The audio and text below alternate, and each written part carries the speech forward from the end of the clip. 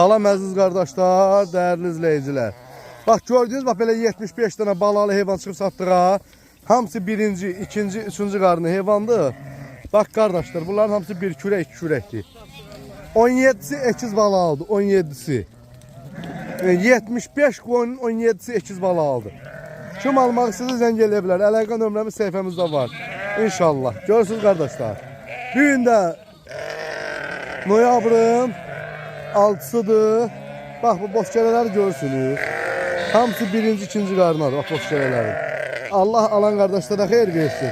Bax ekiz bala aldım qomlar işçi, ikinci qarna. Görürsünüz qomlar işçi birinci qarnadır.